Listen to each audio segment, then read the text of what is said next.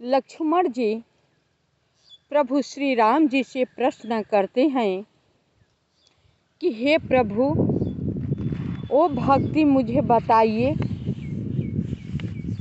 कि जैसे आपको ऋषि मुनि महर्षि सारे लोग आपसे प्रेम करते हैं, वो भक्ति मुझे बताइए कि मैं भी उसी तरह आपके प्रेम में लगा रहूं। यही प्रसंग आज चलेगा। तो पहले प्रभु श्री राम जी की भजन कर लें। भक्ति भक्त भगवंत गुरु चतुर्नाम बपु एक, तिनके पद बंदन करो नासे विघ्न अनेक। सिए मांडवी उर्मिला श्रुति कीरति बरबाम, चारु सुवन चारु रतन तुलसी करत प्रणाम। भाषा तुलसीदास कृत कथा करो अनुसार, आसन लीजय हृदय महु आया हूँ पवन कुमार। मंगल भवन मंगल हारी, द्रवहु सुदशरथ अजिर बिहारी। अमंगल को हरने वाले प्रभु श्री राम जी राजा दशरथ जी की आंगन में विहार करने वाले, उनके महल में मंगल करने वाले प्रभु श्री राम जी की मैं कोट कोट प्रणाम करती हूँ। तो लक्ष्मण जी प्रभु श्री राम जी पंचवटी में बैठे होते हैं। जाकर पूछते हैं प्रभु श्री राम जी से कि हे प्रभु, मैं आपकी तरह गुणकारी, शीलवान, धर्मवान, सहनशीलता, कभी किसी पर क्रोध न करना, गुस्सा आप कभी नहीं करते हैं, एक एक से बड़े बड़े महापापी को आप तार देते हैं, वैसा ही मैं बनना चाहता हूँ। हे प्रभु, आप मुझे विस्तार से यह बात समझा कर कहिए कि जैसे कि आपको ऋषि मुनि लोग न जाने आपको कितने तरह के गुणों को बखान करके स्तुति करते हैं, दंड प्रणाम करते हैं, आप सबको प्रसन्नचित सुख देते हैं, आपसे सारे लोग सुखी होते हैं। न जाने आपके लिए कितने सालों, सैकड़ों हजारों साल से सब मुनि लोग तपस्या कर रहे हैं। आप में इतनी खूबियाँ हैं कि आपको चाहने वाले जीव जंतु, पशु पक्षी, ऋषि मुनि, कितना ही अच्छा ऋषि मुनि हो वो भी आपको चाहते हैं, कितना ही पापी मनुष्य हो वो भी आपको चाहते हैं। ये मैं नहीं कह पाऊँगा कि आपको कौन नहीं चाहता है। आपके सारे जगत चाहता है, जो कि सबका कहना है कि आप पर ब्रह्म परमेश्वर हैं। हम भी कह रहे हैं कि आप पर ब्रह्म परमेश्वर हैं। आपके साथ में मैं रह रहा हूँ। हे स्वामी, आपको सेवा में मैं लगा हूँ, फिर भी मैं किस तरह से आपको सेवा करूँ कि आपकी तरह मेरी भी बुद्धि विवेक बन जाए। जो मेरे अंदर कमियां है वो हमेशा हमेशा के लिए समाप्त हो जाए।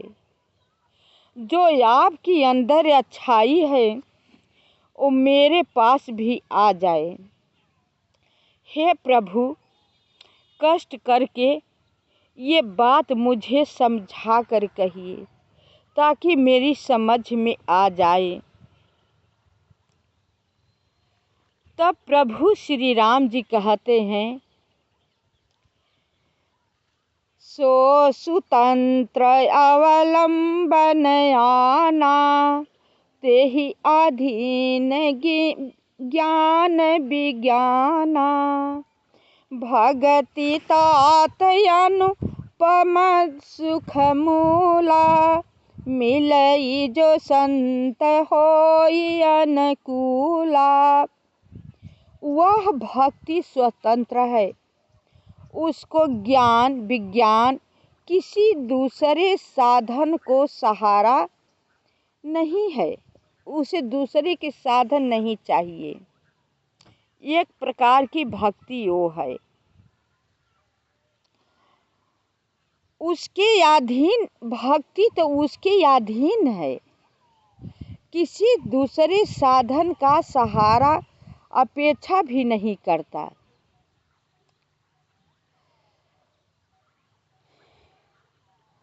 और वह तभी मिलती है जब संत अनुकूल प्रसन्न होते हैं। ये भक्ति तब ही मिलती है जब आप संत का सेवा करेंगे, संत के दर्शन करेंगे और वो संत आप पर पूरी तरह से आपके अनुकूल हो जाए, आप पर प्रसन्न हो जाए, तो आपको भक्ति मिल सकती है। भगति की साधन कहूँ बखानी, सुगम पंथ मोहि पावहि प्राणी, प्रथम ही विप्र चरणयति प्रीति, निज निज कर्म निरत श्रुति रीति। प्रभु श्री राम जी कहते हैं कि भक्ति के साधन विस्तार से कहता हूँ, यह सुगम मार्ग है जिससे जीव मुझको सहज ही पा जाते हैं। पहले तो ब्राह्मणों के चरणों में अत्यंत प्रीति हो, जिससे जीव मुझको अनुसार अपने अपने वर्णाश्रम के कर्मों में लगा रहे। पहले तो ब्राह्मण की सेवा करना चाहिए, सबको उपकार करना चाहिए, सभी पर दया करनी चाहिए। इसका फल फिर विषयों से वैराग्य होगा, इसका तब ही जा कर के उसका फल मिलेगा, तो ये सब विषयों से वैराग्य हो जाएगा। मेरे धर्म भागवत धर्म में प्रेम उत्पन्न होगा। जब सब उसके पास भक्ति हो जाएगी, सबकी सेवा करने लगेगा, तब जा कर के भगवत प्राप्ति उसके अंदर होगी, ज्ञान होगी भगवत प्राप्ति की।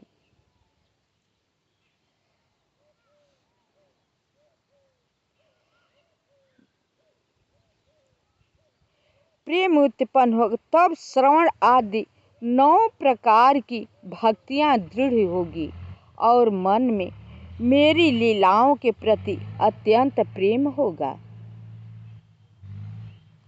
जिसका संतों के चरण कमलों में अत्यंत प्रेम हो, मन वचन और कर्म से भजन का दृढ़ नियम हो, और जो मुझको ही गुरु पिता माता भाई पति और देवता सब कुछ जाने और सेवा में दृढ़ हो। मेरा गुण गाते समय जिसका शरीर पुलकित हो जाए, मतलब भजन गाते समय जिस मनुष्य के गला भर जाए, उनकी लीला कथा सुनने से गला भर जाए, उसकी रोमावली खड़ी हो जाए, नेत्रों से आंसू बहने लगे, मान लीजिए उसके पास भगवान की भक्ति हो रही है।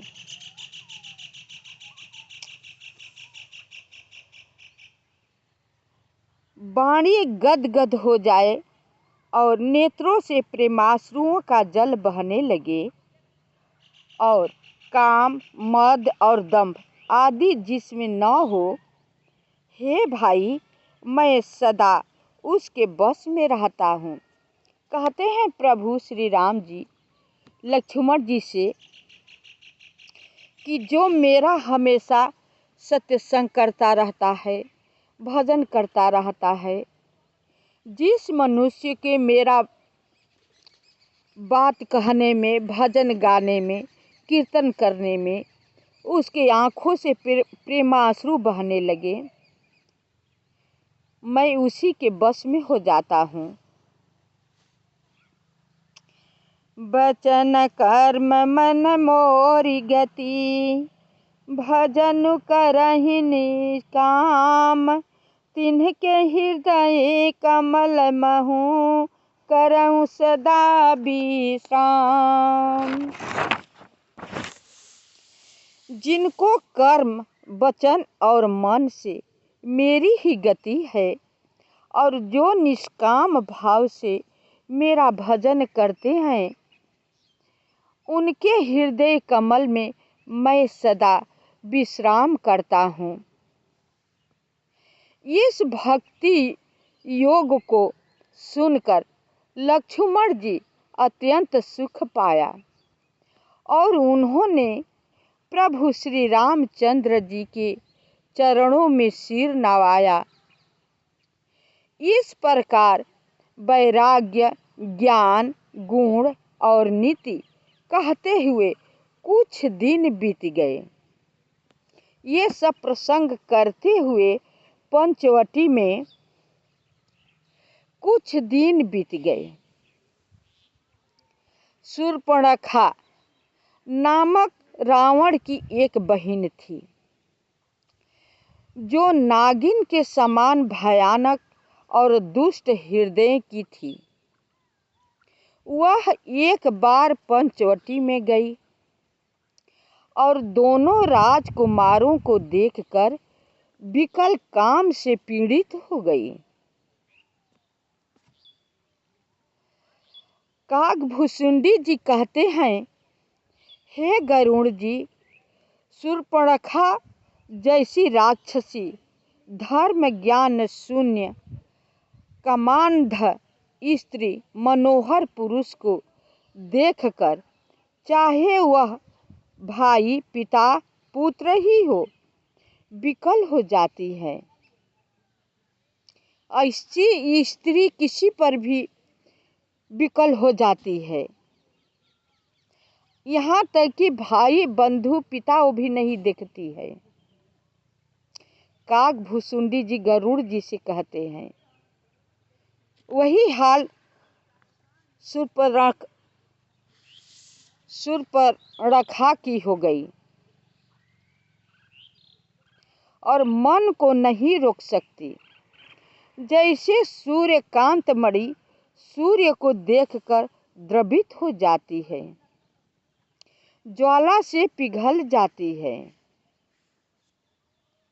वह सुंदर रूप धरकर प्रभु के पास जाकर और बहुत मुस्कुराकर वचन बोली, न तो तुम्हारे समान कोई पुरुष है और न मेरे समान स्त्री। विधाता ने यह संयोग जोड़ा बहुत विचार कर रचा है। मेरे योग्य पुरुष वर जगत भर में नहीं है। मैंने तीनों लोकों को खोज देखा, इसी से मैं अब तक कुंवारी अविवाहित रही।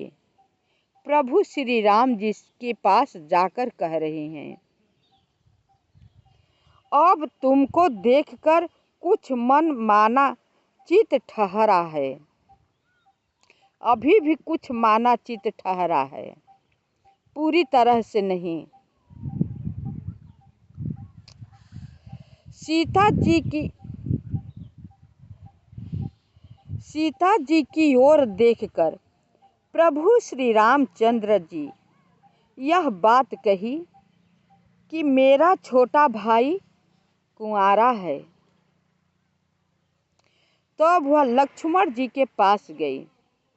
प्रभु श्री राम जी सीता जी को दिखाकर संकेत से कहा कि मेरी पत्नी है, मेरा छोटा भाई जो है वो कुंवारा है। तो लक्ष्मण जी के पास गई।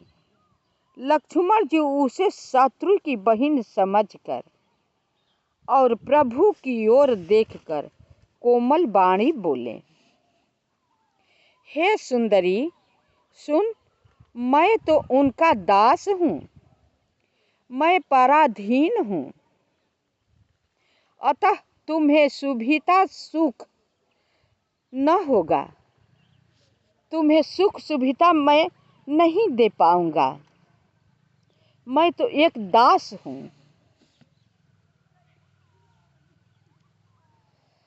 प्रभु समर्थ हैं, कौशलपुर के राजा हैं, वे जो कुछ करे उन्हें सब फबता है। वो भी प्रभु के पास भेज देते हैं कि वो कौशलपुर के राजा हैं, उनके पास सारा सुख सुविधा है, उनके सब भाता है। सेवक सुख चाहे, भिखारी सम्मान चाहे, व्यसनी जिसे जुए शराब आदि का व्यसन हो, धन और व्यभिचारी शुभ गति चाहे, लोभी यश चाहे और अभिमानी चारों फल अर्थ धर्म काम मोक्ष चाहे, तो ये सब प्राणी आकाश को दूह कर दूध लेना चाहते हैं, अर्थात असंभव बात को संभव करना है।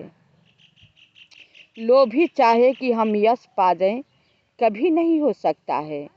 व्यभिचारी चाहे हम यश पा जाएं, यह भी असंभव है। इसी बहाने लक्ष्मण जी सब कुछ का उदाहरण दे चुके हैं। वह लौटकर फिर श्री राम जी के पास आई। प्रभु जी फिर उसे लक्ष्मण जी के पास भेज दिया। लक्ष्मण जी कहा, तुम्हें वही बरेगा जो लज्जा को तृण तोड़कर प्रतिज्ञा करके त्याग देगा, अर्थात जो निपट निर्लज्ज होगा। अब ये कठोर वाणी लक्ष्मण जी कह रहे हैं कि तुम्हें वही बरेगा जो निर्लज्ज होगा, लाज मर्यादा सब तोड़ चुका होगा, वही तुम्हें बरेगा।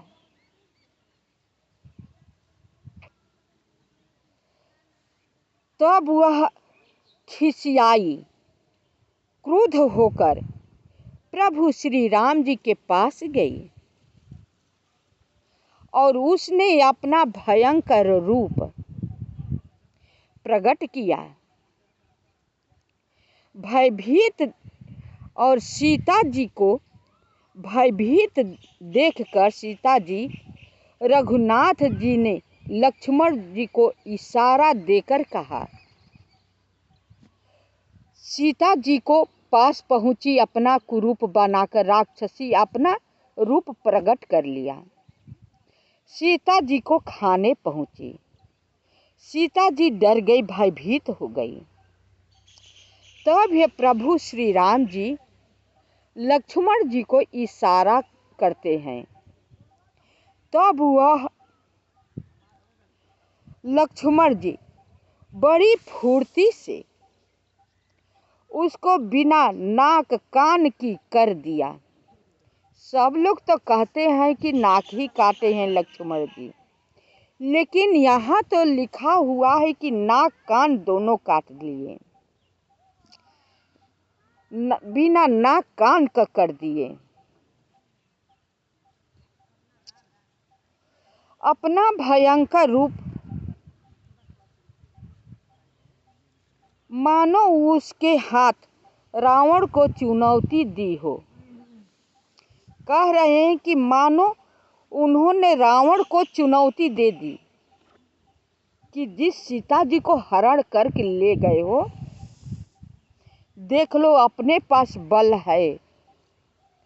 तुम्हारी बहन को बिना नाक कान के कर दिए, अब जैसे चाहे वैसे तुम युद्ध कर सकते हो, और नहीं तो सीता जी को वापस कर दो। नाक कान के वह के बिना विकराल सा हो गई। जब उसका नाक कान कट गया तो पूरा विकराल सी बन गई, भयंकर हो गई। उसके शरीर से रक्त इस प्रकार बहने लगा मानो काले पर्वत से गेरू की धारा बह रही हो। इतना उसके शरीर से रक्त बहने लगा, काले पर्वत से मानो कि गेरू बह रहा हो। वह विलाप करती हुई खरदूषण के पास गई और बोली, हे भाई, तुम्हारे पौरुष वीरता को धिक्कार है, तुम्हारे बल को धिक्कार है। अब खरदूषण के पास जा करके और अपना रूप दिखा करके धिक्कारती है कि तुम लोग अपने आप को इतना बलवान कहते हो, बली कहते हो, ये पौरुष तुम लोगों को धिक्कार है।